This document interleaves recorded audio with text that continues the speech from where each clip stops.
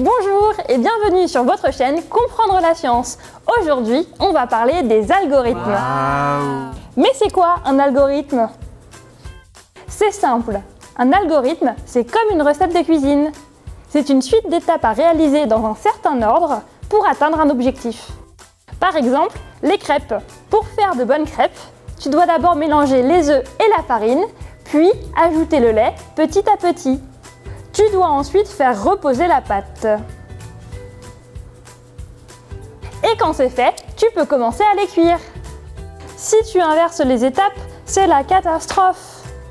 Imagine un peu, si tu fais cuire juste les œufs et la farine, tu auras une omelette ratée. Et si tu fais reposer tes crêpes après les avoir cuites, elles seront froides. C'est donc l'enchaînement dans l'ordre des étapes qui te permet d'avoir de bonnes crêpes chaudes. Cette méthode peut aussi être appliquée à des choses que tu fais tous les jours, comme par exemple te laver les mains. Tu vas suivre des étapes dans l'ordre précis. D'abord, tu ouvres le robinet, tu mouilles tes mains, tu mets du savon, puis tu frottes tant que tes mains ne sont pas propres. Cette étape est très importante car tu ne peux pas passer à la suivante tant qu'elle n'est pas terminée. Elle forme une boucle qui ne fait que recommencer jusqu'à ce que tes mains soient propres.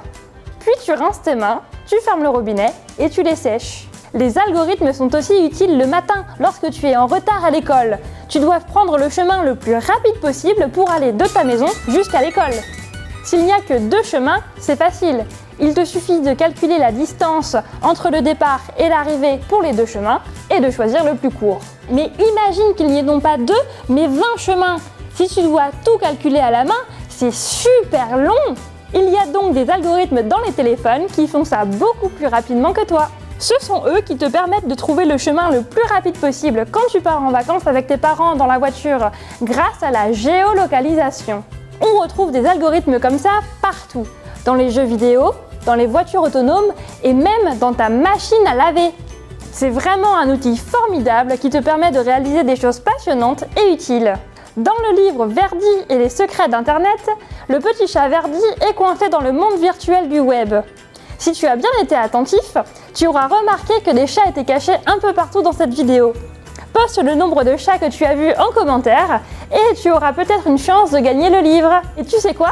C'est un algorithme qui tirera au sort le gagnant. Si cette vidéo t'a plu, montre-la à tes copains et n'hésite pas à t'abonner pour ne pas manquer les suivantes. À bientôt pour plus de science.